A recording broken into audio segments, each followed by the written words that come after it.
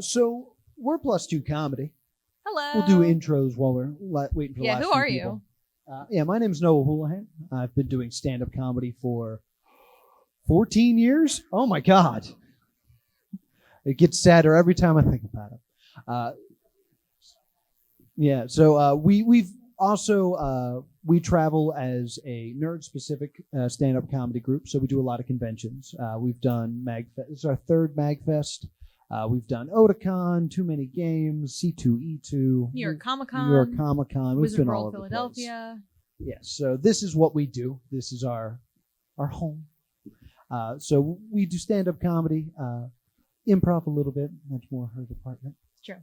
Who are you? My name is Laura Prince. I've been doing improv for mumble years and stand-up for about 8. I started doing stand-up out of pure spite because I started going to a lot of stand-up shows, and I kind of had the thought that a lot of you are probably having of like, I can do this. This is not that hard. So that's how I got my start. And I've been with Plus Two Comedy for 2 or 3 years in an official capacity, but have been helping out for a couple more. Yeah. I'll be with These Guys Are Sick on Saturday at 5 p.m. in panel 1. Oh, yeah, we should do all our plugs. Yeah, we have a lot of other. This is not our only. We're doing a game show tonight at 11 o'clock called Game the Gamer. It is similar but legally distinct from Food Network's Cutthroat Kitchen. Yes. So you can win up to 50 mag points, but you have to sabotage each other. And so you'll be playing video games in horrible ways. It's a good time. So please come out for that one.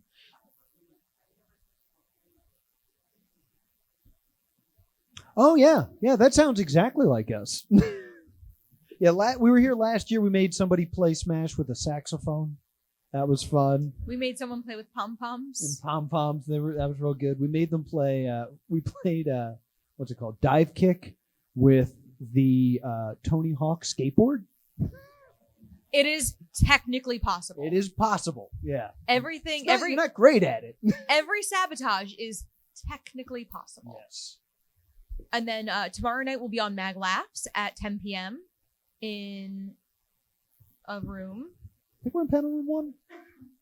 I am unsure because that's a tomorrow problem. Yeah, so we'll actually be doing stand up tomorrow at some point. I know we're leading off that show, so you can see. That's in panels 3 at 10 p.m. Yes, so come to that, and then we do our new game show Geek Out on Saturday at 11:30. 11:30. Okay, I'm just trying to get people there early. All right, so I think we can get started. Thank you guys so much for coming. We're going to talk about stand-up comedy, how to write it, how to perform it. So comedy's a lot of fun, but we want to get you into a comedy mood. So get ready, because we're going to have you guys write some jokes right now. All I need you to do, I'm going to give you like a few minutes, is write the funniest answer to this question. How is sex like a pen? And you can write down a bunch. Write down whatever you think of. And I'll give the funniest one $1. I have $1, right? Going around promising dollars. Hey, I found one. All right, so yeah, there's money on the line. This could be your first paid comedy gig. How is sex like a pen?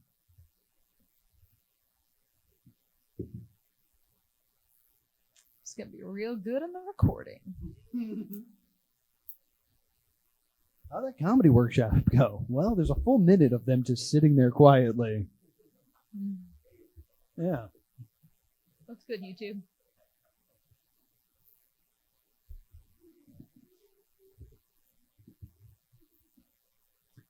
This is how it starts. It starts with silence and then subtle giggles throughout the crowd as they come up with little things.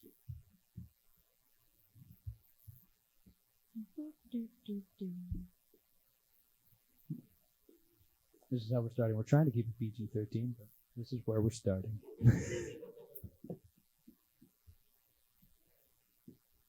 Give you a couple more seconds here.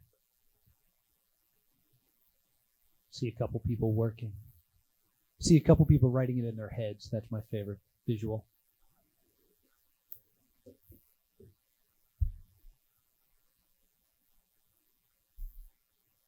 right, Laura has finished drawing her shape in the notebook, which means it's time for answers.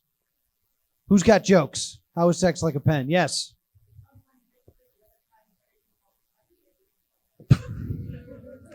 Detail. That was good. That was good. There was a couple jokes in there.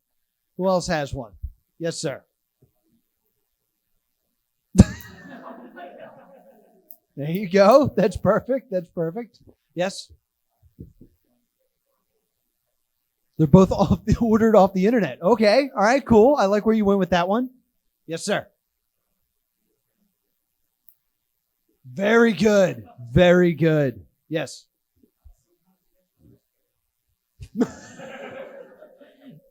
I like that Okay. one.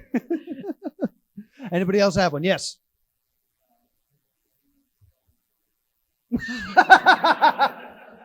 the back. The ball is the ball point. is the point. Ooh. Yeah.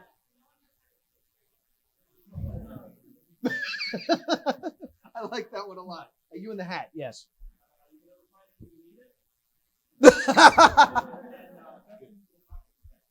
Okay, good. Accurate. It's a good PSA. Waldo.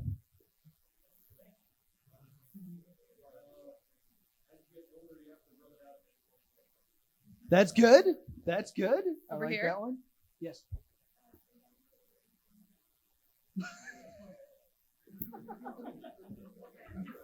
The nihilist joke. You're one of those blue refills, and then it gets working again. Yes, all the way in the back. Get what you pay for. Perfect. Corgi. Oh, Corgi.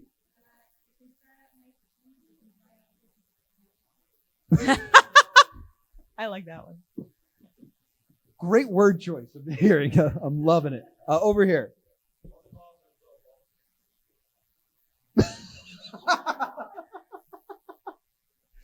I've never heard that one before. Yes. Stroke carefully. Very good. Bullet Club.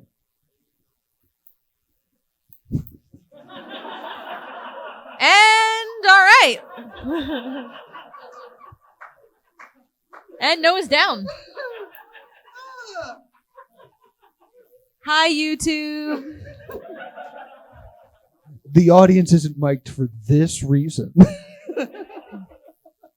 All right. We got one more?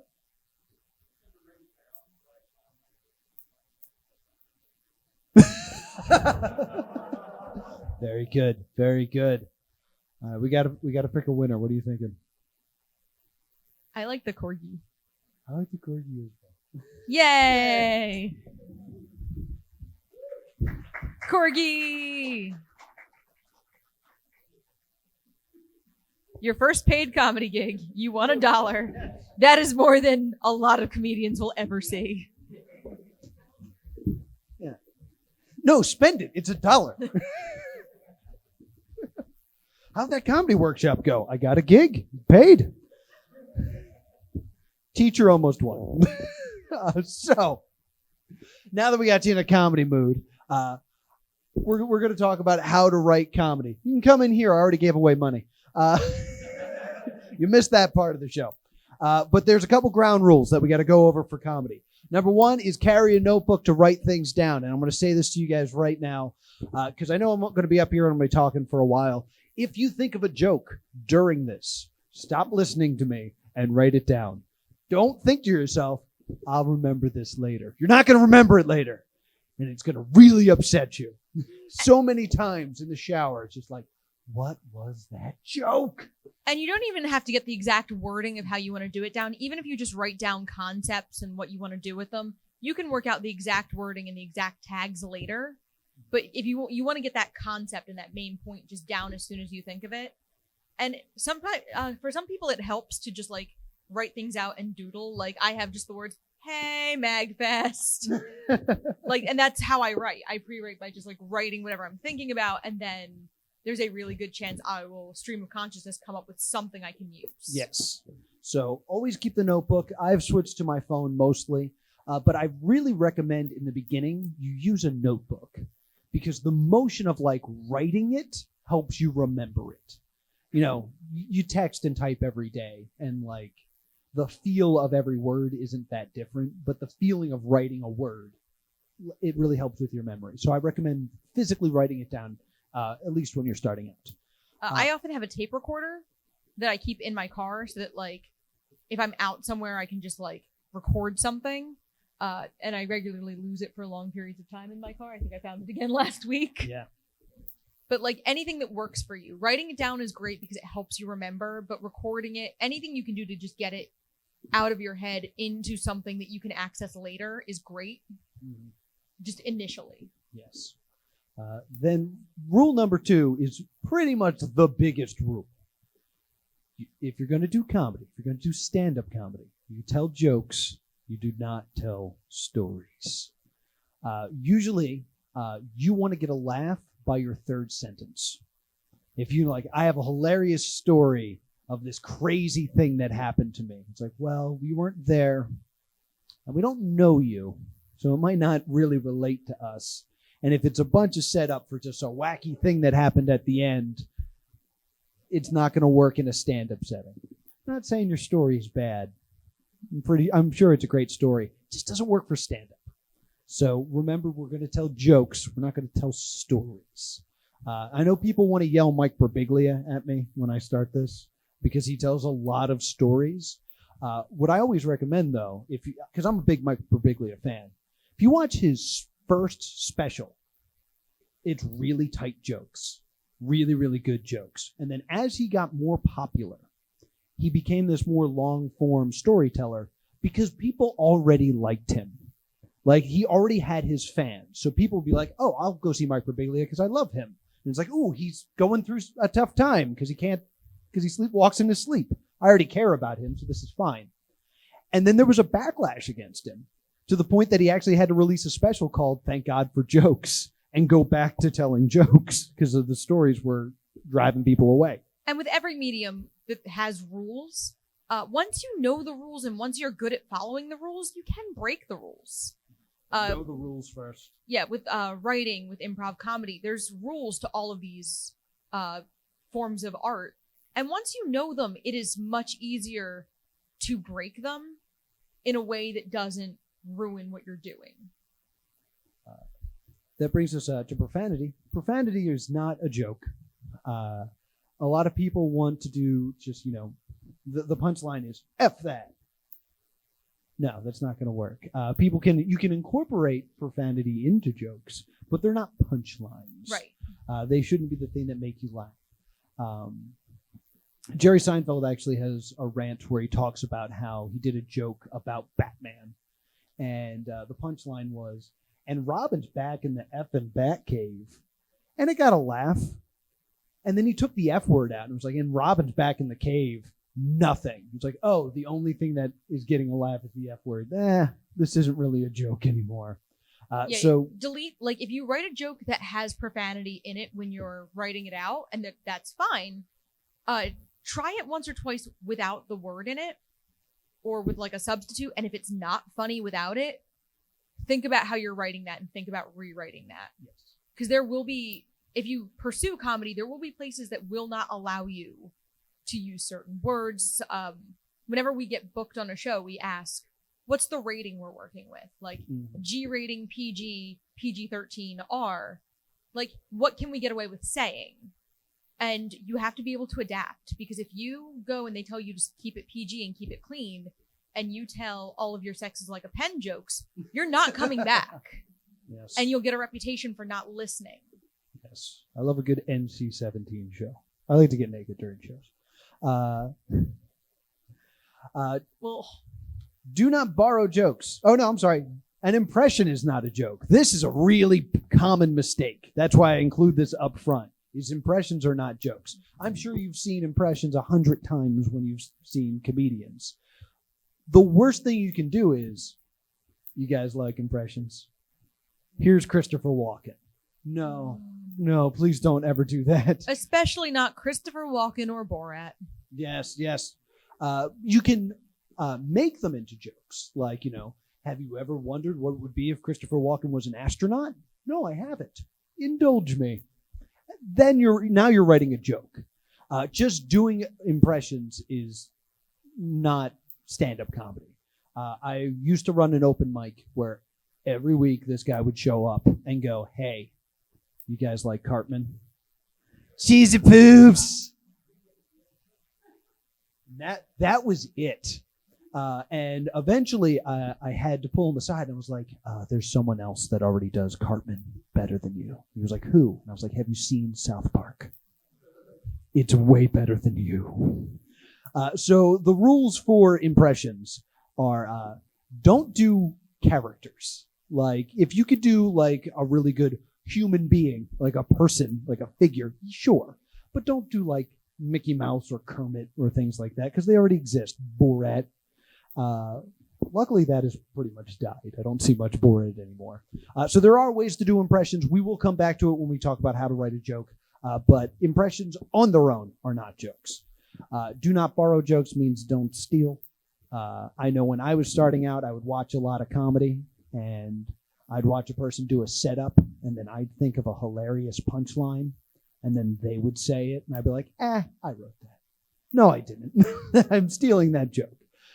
It's as tempting as it may be. Never do someone else's material. I've been to many shows where it's like, I'm going to do this comic no one's ever heard of. No, someone in that audience will know that. To me, the worst thing I could possibly feel on stage is telling a joke and have the audience think, "Ooh, they stole that." Yeah. There have been times where I've written jokes very similar to another person. I wrote a joke. And that's called parallel thought. Yeah, it's called parallel thought. I wrote a joke about peeing on people who are on fire. And someone else wrote the exact same joke, and we were on the same show, and I was like planning on doing it, and I watched them do it, and I was like, why were we both thinking about this? So it does happen, and we talked about it, and I was like, I kind of do something similar. And then we both decided that the joke wasn't that good. So we just both decided to stop telling this stupid joke. And I mean, it might happen that you're on a show and someone does a very similar joke to yours 3 people before you, and then you have to scramble, because what are the odds that somebody else was going to write a joke about Toy Story 3 in the summer of 2010 as well? Yeah. And so, like, you might have to scramble and rewrite your set. Because if you're going on after that person, it doesn't matter that you might have written the joke first. The audience is still going to hear it second, and they're still going to think you kind of took it. Yes. So always have like a little more material than you need, but do not go over your allotted time. Oh my God, please never go over your allotted time. If you have 10 minutes, you have 10 minutes. Yeah. The way maybe 10 and a half, certainly no more than 11. Yeah. The way most stand-up comedy shops work is shops. What am I talking about? The stand-up comedy store is you'll get a light telling you that you have a minute left, and then you get another light that says "Get off the stage." And if you're a good comic, you end the show. It's just like, "Oh, gotta go. Sorry." Like, you don't stretch it out like that. If someone in the back is going, yeah, it's just they have a phone because they can't afford flashlights. But if you see that person, it means get off the stage. It means get off the stage now. I was watching a seminar that wrestler Dolph Ziggler did about wrestling, or about stand-up, and he said, "Yeah, I got scheduled to do 15 minutes, but I was really feeling it, and I did 27." I was like, "Ooh, I hate you," because people may feel like it's unfair, but you can either feel like it's unfair for you or do something that's unfair for every other person. So never go over your time. Yeah, and Dolph Ziggler only gets away with that because he's already famous for something else. Yes. And finally, and this is big into joke writing now, your attitude should always be... No, this is backwards. Your attitude should always be that they're wrong, never you're right. Because basically, if you talk about a thing like, "Yo, you ever notice this is weird?" Other people can be like, "Yeah, that is weird." It's like, let me talk about how this is weird. If you then go the step forward and goes, "No, I think I can fix that." It's like, "Ooh, I don't care for you anymore. I'm not here to learn about your agenda." You can go ahead and make fun of stuff, but once you put yourself above the thing you're talking about, people are going to lose interest. Yeah, you always want the audience to come with you on the journey, and it's a lot easier for the audience to come with you if you are sharing the experience of, yo, that's weird, right? Mhm. Yeah. Like, they'll come with you on that, and Yeah. they'll be a lot more receptive than if you're like, so this is why I am correct. Yes. There's this concept called punching down, where it's basically you're making fun of something that can't defend itself, and you're just kind of hurting it. It's really easy to do that when you start with, you know what I'm better than? Because you're already raising yourself above it. Or, and the audience will feel uncomfortable if you're like, no, we're all better than. It's like, ooh, I don't want to hear that. Someone from the audience or from the hallway got uncomfortable from that sentence. Yeah, somebody just kind of like Scooby-Doo. No, we're all better than? What? Someone put like Scooby-Doo, put their head in the doorway like, uh-oh. All right, so let's talk about the parts of a joke. I recommend you guys write this down. This is how you write a joke. You start with an attitude, a topic, a premise, and then an act out. That's a joke. If you want to get more out of it, you then add a mix, and then you have a second act out. Because sometimes you have a really good premise and you really just need to like milk that a Milk it. little further, and that's fine. Get as much jokes and value out of it as possible. So I've I'll had give to you a second to write this new down. act outs and mixes for jokes because the premise holds up, but like, Kingdom Hearts 3 is gonna come out and then like half my set's gonna be gone. Yeah. A lot of jokes about how Kingdom Hearts 3 was never going to come out. I'm excited it's coming out, but I lost a lot of material. Yeah, I think tomorrow night's gonna be the swan song of like 5 of my jokes. Yeah, it's the last time. Come see it. Yeah, I can always switch it to Half-Life 3. It used to be Duke Nukem Forever. But if you say Half-Life 3, it gets delayed another month, so I don't want to curse that. All right, so let's talk about attitude. Your attitude is how you feel about a topic. This is how you should feel about a topic. You should either think it's scary, stupid, hard, weird, or makes you angry. I say that these are the attitudes you should have because those are funny. It's really hard to get a laugh from, you know what I love? It's just not a funny attitude. These attitudes, they're more harsh, they're relatable, and they bring about comedy. Because usually you're picking the faults out of something that we can all relate to with these things. So scary, stupid, hard, weird, and angry. I got to put an asterisk next to one of these. Which one do you think gets an asterisk? Angry. You guys always get this. It's so strange that whenever I do this workshop, people always know it's angry. But do you know why?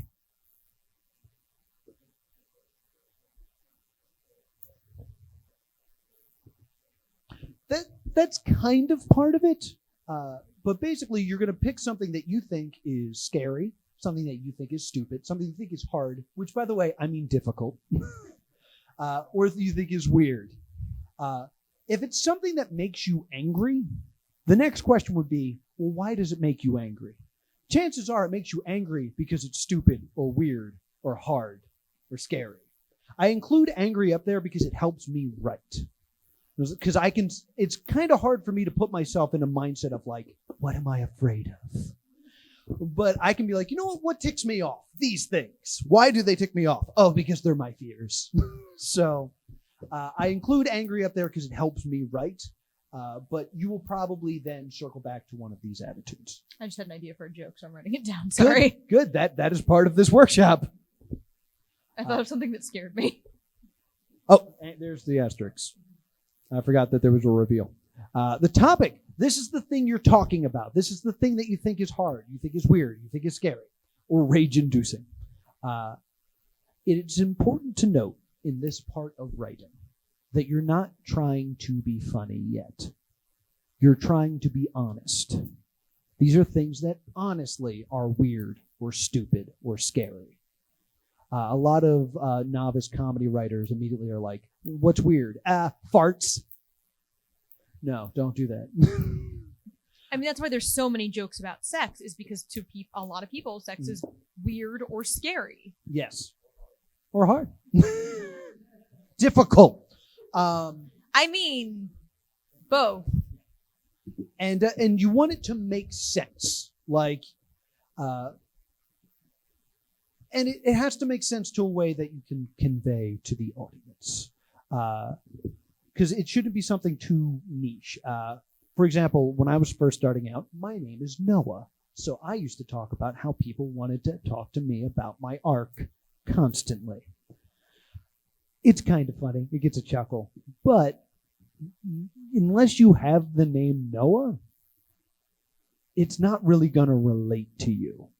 It's just a thing that I'm kind of just freaking out about on stage that I should probably get over. But if I talk about something like, I'm afraid to have kids, there's going to be people in the audience who are like, I'm also afraid to have kids. Go on. And like this is a rule we break constantly because we actually usually do perform for a niche audience. Whenever I go to a normal open mic, I have to do completely different material because as much as the Kingdom Hearts 3 stuff works at, say, a MAGFest or Too Many Games, it doesn't work quite as well in front of actual people who went to a bar most of the time. Yes. Yeah, one rule that we break constantly is, hey, do you guys get a PlayStation? Yeah, we get that a lot. When you're actually doing stand-up, you shouldn't do that because it's basically you asking permission to talk about a thing and trying to get applause because it's been quiet for too long. It's like, do you guys have cars? Yeah. Because I will never forget, I was at Otakon and I actually said, do you guys like anime? And I got a huge reaction. And after the reaction was over, I was like, none of my jokes are going to be as good as that reaction. No. I will never be able to top, hey, you like anime. Shouldn't have put myself in this situation. And another thing about this like niche thing is you need to be able to make it relatable if it isn't relatable. I have a whole bit, stay with me, about how I'm afraid of apples. Now, the average human being turns out not afraid of apples. This is a very exclusive fear that I have when it comes to red fruit. So I can kind of make it relatable because everyone's been afraid before. And people have been misunderstood before. Like to have a thing that no one else seems to get. So I can put everyone in that mindset and then be like, my thing is apples. Here we go. Yeah, everybody has a weird phobia that is most likely not shared by everyone else in this room. And once again, I'm going to stress this. You're not trying to be funny yet. That moves you on to the premise. The premise is the reason the topic brings about that emotion. So, you know what's scary? Apples. Why? Because they make me throw up. So at this point, you are, again, not trying to be funny. You are trying to honestly answer the question. By doing this, you are getting the audience on your side. I have a whole bit about how I'm afraid to have kids. It's like, you know what? I'm afraid to have kids because I feel like I'll be a terrible parent. I think people can get on board and go, oh, I have that fear as well. Go on. That is the feeling you're trying to get from your audience is, I agree, tell me more. So you want it to make sense and you're not trying to be funny. Again, I've seen people do the thing where like, you know what's weird about bottled water? It makes you fart. No, stop trying to bring farts into this. Stop trying to be funny early.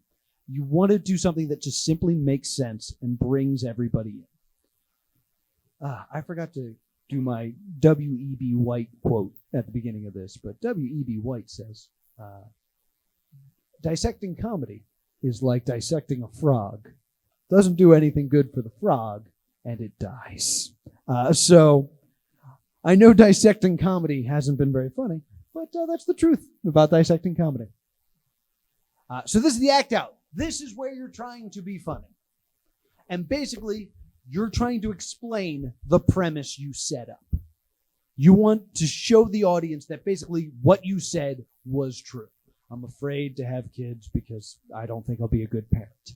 Here's why. And then I would act out accidentally putting a baby in a microwave. Clearly, bad parent. So this is where you're trying to be funny. Or fighting your kid for the Switch. Yes, that's a good one. So that's one's a little more relatable than microwaving your child. Well, the fact that's the first thing my mind goes. Like, if I have a kid, he's going to end up in the microwave. Oh, you shouldn't be a parent. Don't get a hamster. I've played Maniac Mansion. So with this, it's kind of hard to write down. Like, when you're sitting there trying to write comedy, your act out is the hardest part to put on paper because you need to act it out. It's very important that you show, you don't tell. Like, if it's so hard to go out to the mall with my mother because she's always annoying me, that's an acceptable premise. If I would then say, yeah, she always says this, and I just told you what she said, probably not going to be good.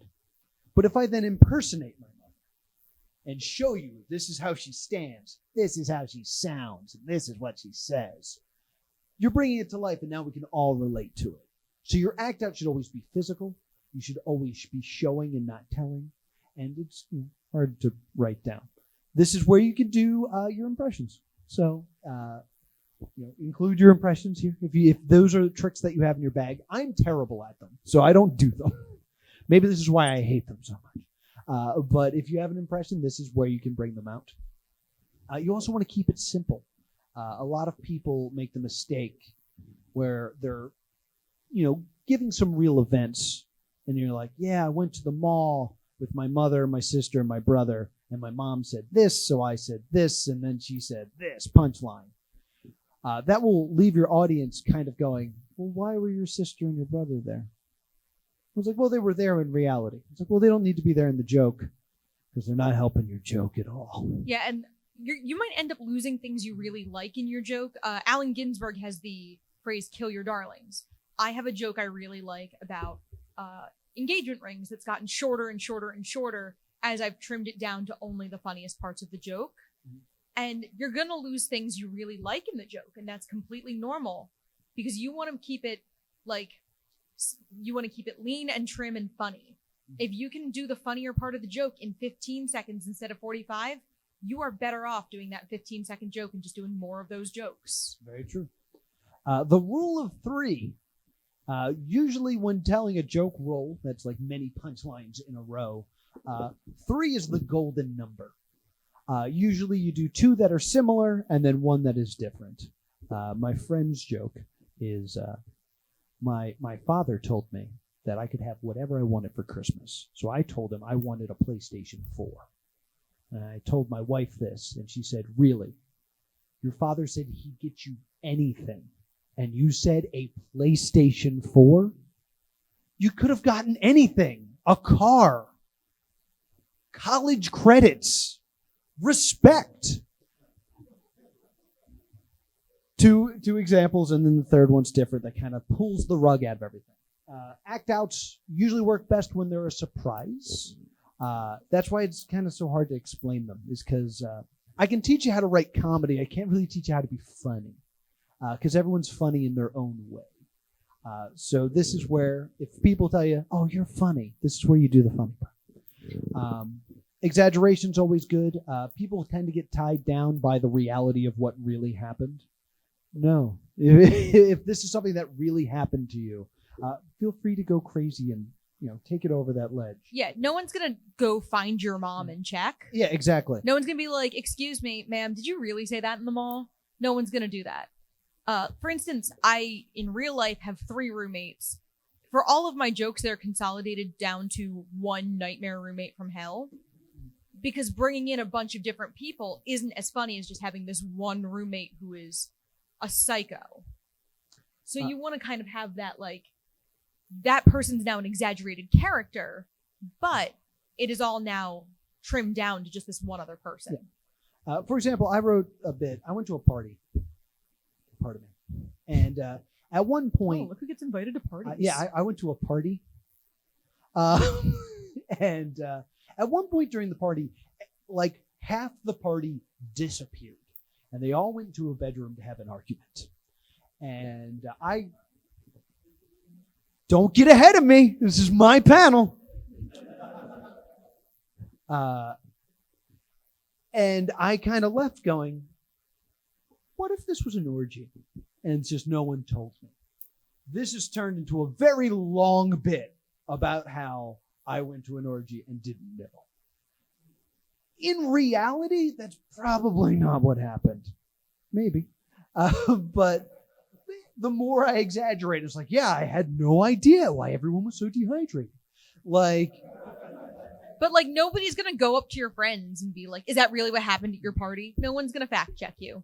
Make stuff up. Yes. Fine. And this is the biggest trap to fall into when you're first doing stand-up comedy, is to include the tag, and this is true, because basically it probably is true, and to you it's funnier because it actually happened.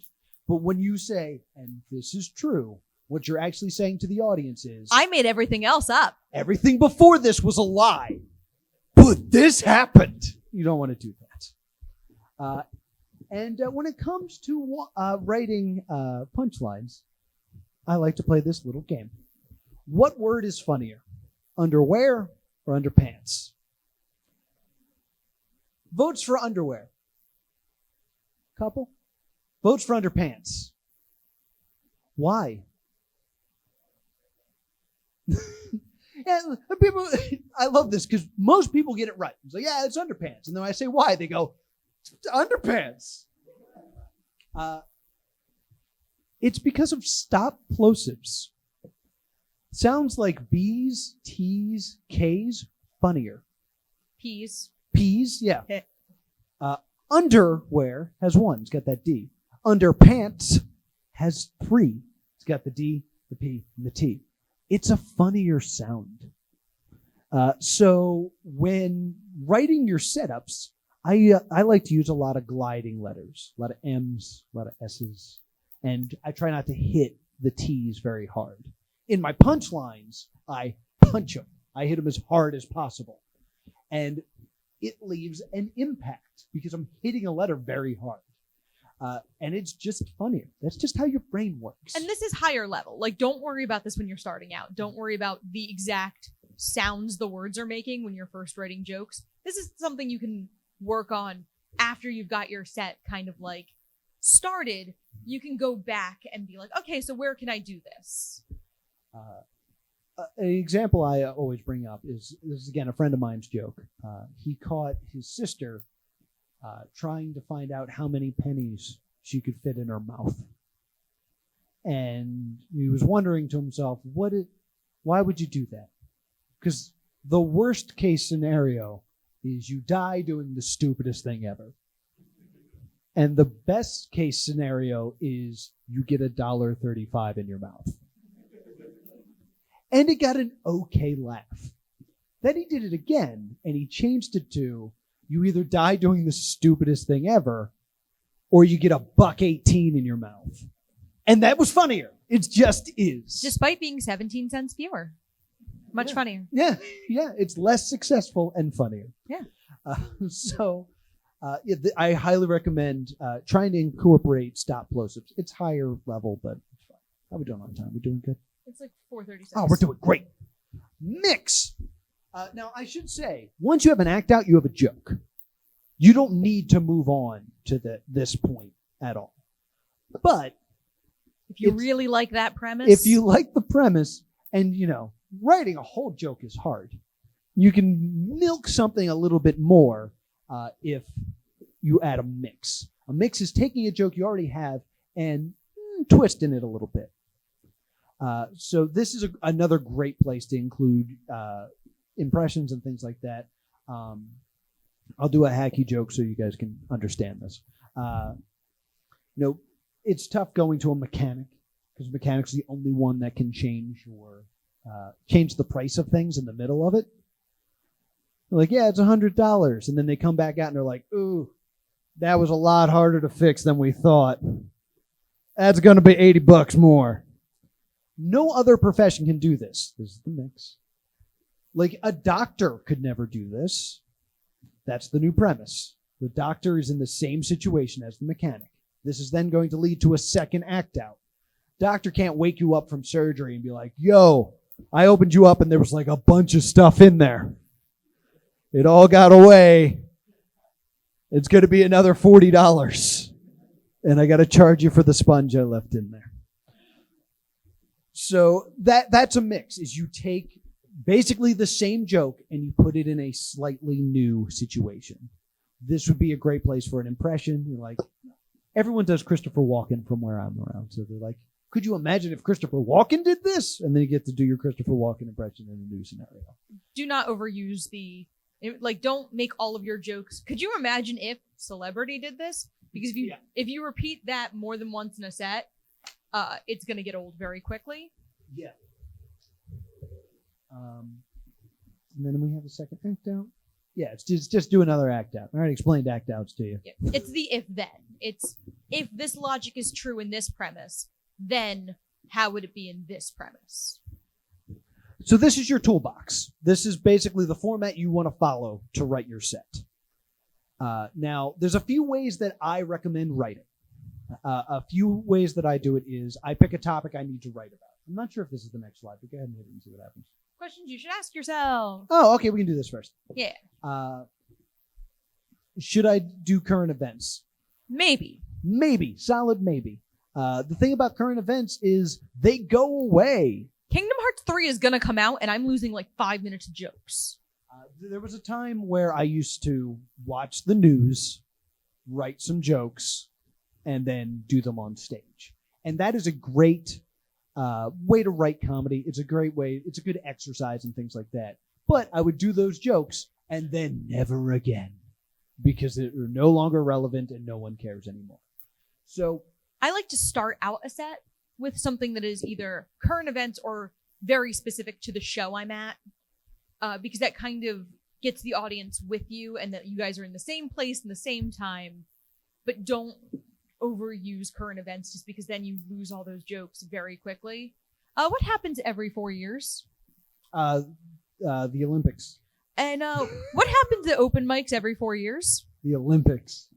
So the joke is every time the Olympics are coming out, you get these same jokes that people have been telling for every Olympics since, 92. Standing up in the bobsleigh every year. Yeah. Current events, when you're first starting out, your goal should be, this is my solid goal of 5 minutes. Because the first time you get booked, they're probably going to be like, can you do 5? Yeah, this is my tight 5 minutes. These are 5 minutes of jokes I know work every time. And then once you have that, you make your next 5 minutes. Then you have 10 minutes. Hey. So what you should be focused on when you're first starting out is getting that 5 minutes. Once you have that 5 minutes, then I can recommend goofing around with current events and getting some other stuff going. But your goal when you're first starting out should be that 5 minutes. Is my comedy offensive? Yes. This has been like a really hot topic in comedy in the last couple of years. Mm-hmm. Yeah, it's tough. I don't know how the best way to explain this. This is where that idea of punching up and punching down comes back. Yeah. We also live in a world now where the wall between you and the thing that you're talking about doesn't exist. I know we got some younger folks here. Do you guys remember John Wayne Bobbitt? This is going to be a weird choice, right? If you don't know who that is, he's a guy who upset his wife. So he fell asleep, and his wife cut off his genitalia. And when that happened, everyone made fun of it. Because that was the story that happened. However, if that happened today, I could do a joke about it, and he could find out about it in 15 minutes. So it's really hard right now to do comedy because it's going to be offensive to someone. So I always recommend try to make it as least offensive as possible. And this is where that idea of punching up and punching down comes back. In medieval times, here's your history lesson for the day. Court jesters got away with making fun of court and the king. And that's punching up. That's punching at people who have power. That's why political satire is always in season, because those are people with power, and that's your way of taking some power back. But when you're punching down, you're punching into people who don't have that kind of power. That's why jokes about people with disabilities aren't funny. It's because it seems unnecessarily cruel, and cruelty is not humor. Yeah, well said. Yeah, so that don't more than is my comedy offensive, you should be thinking, is my comedy cruel? Yes. If the person you are talking about was in the room, would you tell the joke? Is usually the best litmus test. We joke about video games most of the time, and if the developers of that video game were in the room, I would still tell those jokes because most of them are Japanese and they don't speak English. No. Whoa! See, now that's the kind of joke that doesn't work. Because that's racist. But for the most part, if someone who the joke was about was in the room, they would laugh as well. Yeah, if Square Enix is in the room, they know Kingdom Hearts 3 is taken. Yeah, they're aware. Do you think Valve is just walking around like, did we not release Half-Life 3? Oh my god, what if they thought they released it like 10 years ago? Why are they still doing bits about it? But yeah, think about like whether your comedy is cruel. Think about like whether it's just something you would say in front of someone. Like if you're looking around and you see a person of color in the audience and you're like, well, I better not tell that joke. You should probably never tell that joke. Yes. And how to transition from one joke to another. A lot of people try to do like a big fancy trick to sort of make all their jokes flow together. And if you can do that, that's fine. But for the most part, it's tough to jump from like one insane topic to another. The best way to do it is through your attitude. Like, hey, this is stupid. You know what else is stupid? This. Transition. Done. Simple as that. Yeah, I want to talk about how to write real quick because I feel like we missed that. Okay. The three ways that I write that help the most is I pick a topic I want to talk about. I want to talk about, what am I doing jokes about tomorrow? Far Cry. I want to do jokes about Far Cry 5. So I'm going to write Far Cry 5 at the top of my page. Okay. How is it stupid? How is it hard? How is it weird? And I just go off through all the attitudes. And then I'm like, okay, in the beginning, like I've sat here for 5 minutes and I have a bunch of premises. Which ones of these can I make fun? I would say that 1 out of 15 turns into a joke. But it's a lot and of... that's a high number. Yeah, it's a lot of throwing stuff at the wall. The other way to do that, exact opposite. I write all the attitudes at the top. Stupid, hard, weird, scary. And then I just run down. Okay, what's scary? Write them down. What's hard? Write them down. Difficult. What's weird? Write them all down. Already got some premises there. Yeah. Another way I do it is I do mix writing, where I take a bunch of topics I want to talk about, and I put them in a bag. And then I pick 2 of them out, and then I try to make as many jokes about both as I can.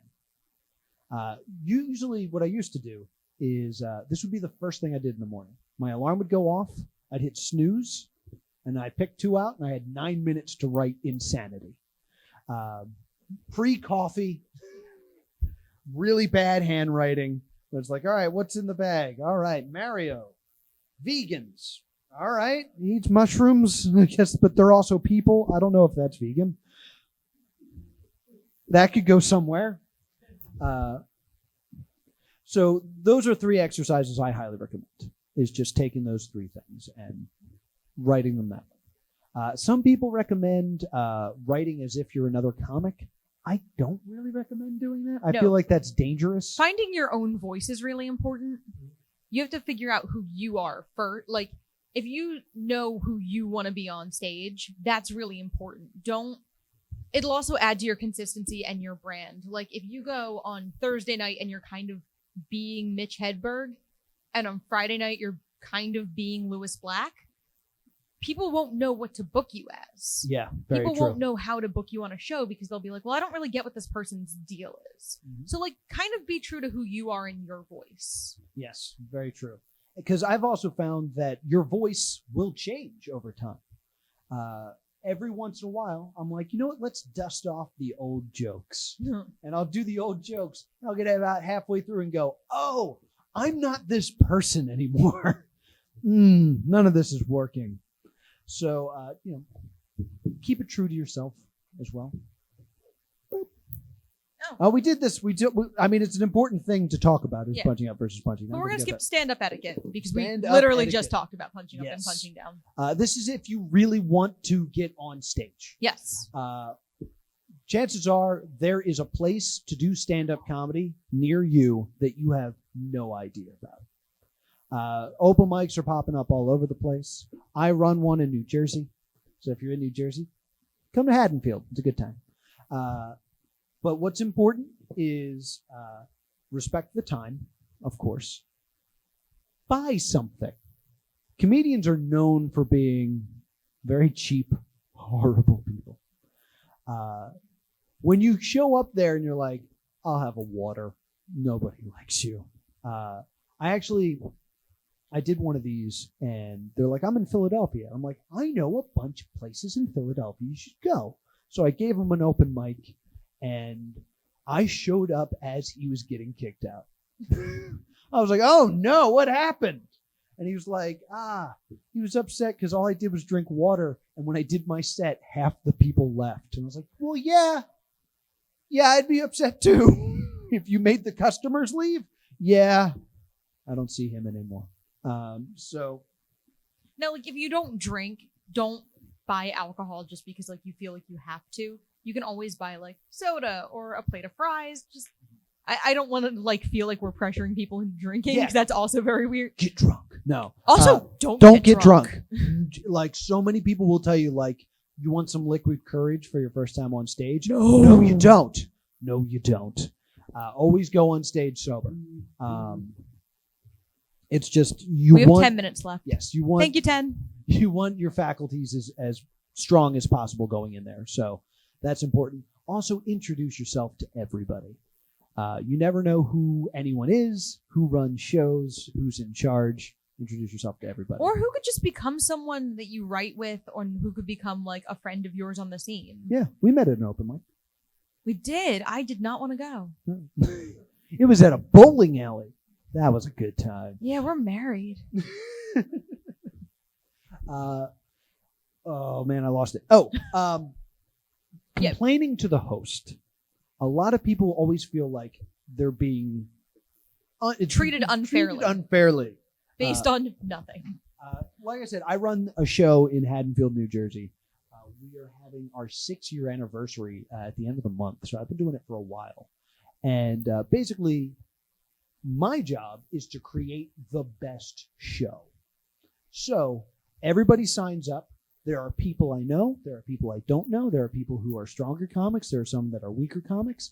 I need to create the best show. I also don't want to have someone who signed up first go last, because then they get angry. So people get shot. And that is unfair. Yeah, and that is unfair. So the rules at my open mic is we're going to shuffle the list and make the best show possible, but we won't drop you down more than 5 spots. So I try to make the best show possible, and I've gotten angry messages from people like, you need to understand, I spent weeks working on my set, and then I only get 5 minutes to do comedy? Yeah. Correct. So does everyone else. So does everyone else. I know that when you go in there, you're thinking about your 5 minutes. The show runner has to worry about the whole show and making sure it all works. So chances are they're not being a jerk. And the grim reality is that when you're starting out, there's a really good chance you will be put on late in the night. Mm-hmm. And that's just because you're an unknown quantity. Yes. They don't want it to be like, well, we don't know Brian. And if Brian is, horrible and half the customers leave, we'll have to kick him out and Noah will have to watch. Quick horror story. I was at a show and there was a heckler in the audience and we hated him. But it wasn't a very full show, so it's not like we could kick him out. We needed people there. And I was about to go on stage and the host was like, you're talking a lot. What's your deal? And he's like, I'm a comedian. He's like, oh, do you want to do some time? And I'm like, what is he doing? No, this is my time. Why? He's like, yeah, come up here and do some time. He's like, okay, I've done comedy twice. And he put the mic like about this far away and then started talking this way so no one could hear him. And then he'd come back for a few words and then away. And it was like, and then, but then who knew it? And then he came back and said the N-word. And that was one of the few words you heard. Yeah. It was one of 9 words we got out of him. On the bright side, then you banned him. Yeah, the show stopped, and he was taken off stage, and they're like, no, you can't do that. And they're like, now here's your next comic, Noah Houlihan. I'm like, hi, everybody. And that, like... Oh, no. That's a horror movie. That's a horror story, but that, like, can happen, and they... like may very well happen to any one of you at an open mic. Like, it's a horror story, and it's happened a lot, stuff like that. So know that when you sign up for the first time, the host is going to immediately think, worst case scenario, this person might destroy the room. So what's probably going to happen on your first time doing comedy is you're going to notice that the comic before you is real good. And then you're going to go, and you're going to notice that the comic after you is real good. And that's their way of saying, like, if we have a dip in the show, we'll fix it. They're trying to insulate just in case you're not very good. Yeah. And, like, it's not an insult. It's just because they don't know you. Yes. Don't take it personally. And, like, you're going to bomb. Everyone bombs. It's not fun. But Not necessarily your first time. Like, we're not like, hey, the first time you go on stage is going to be terrible. Everyone's going to make fun of you. No. But, like, there will be times Noah has bombed, I have bombed. Mm-hmm. It's going to happen. Yeah, and it always sucks, but it's going to happen. And it's just kind of part of the, rolling with the punches. The thing about comedy that's special, and one of the reasons I really enjoy stand-up comedy is, thank you, Five. If I took you and I locked you in a room for an hour every day for a month and had you practice singing, by the time you got out of that room, you'd be a better singer. If I put you in a room for an hour a day for a month, had you practice comedy, you will not get better at it. In fact, you might get worse. You probably get worse at it. All right. Because it needs to be done in front of people. All right. Do we have time for a couple of questions? Because we have 5 minutes. Yeah, let's get some questions out. Sure. Yes. Okay. I have notes. Yeah, notes are okay. Scripts are bad because scripts you'll read from. Yeah. Because for the most part, you know your jokes because you wrote them. So there's so many times where it's like, all right, jokes. All right, I did well. Where am I? Chickens. Let me tell you about chickens. Like, so I usually have just like topic written down somewhere. Unless I'm doing like my tight 5 that I know because I've done 100 times. I practice a lot on the exercise bike and in the shower. Those are the best places to just run through your set. Run through it as much as you can, but there's nothing wrong with notes, but you can't do stand-up comedy while reading. So notes, not scripts. Yeah, I mean, even like during my set tomorrow night, you might see me be like, and then like remember the next joke because you'll have them in an order and you'll want them to be in an order, but like just write your topics down. They'll look like a crazy person list because it's not going to be words that make sense strung together, but that's completely fine. Yeah. Yes. We will be doing it tomorrow at 10? Yes. Yeah, tomorrow at 10 at MAGFest is our stand-up comedy show. So, in panels 3. Yes. You'll see me use the rule of 3 a lot, so be sure to come to that. We are doing also a game show tonight at 11, so... Yes. If you want to come to Game the Gamer, it's a good time. It's in panels 1, and it is similar but legally distinct from Food Network's Cutthroat Kitchen. Any other questions? Yes. No. Yes and no. I've never been a person for stage fright. Like, no, get on stage and do stuff. Okay? Yeah, like I'm all about that. But soon as I start to bomb, I'm a completely different person. A lot of things you can see in body language. I'll explain this real quick. When I'm doing well, you'll see me stand like this. I'm giving this away so you'll know if I'm doing well tomorrow. I'll stand with my hand on the mic stand like this. When I'm doing poorly, I'll do this. And this actually comes from nature because this is me saying, I don't feel safe. I'm going to cover all my organs. I started an improv, so like my start was in having no idea what was going to happen. So I'm like, look, I got notes. This is great. I have like a rough idea of what's going to happen. But it also means I can't really make the saving throw in the same way that in improv you can dig a scene out of a hole by making new things up. You can't really do that as well in stand-up. We have 2 minutes left. I think we have one more question. Yes.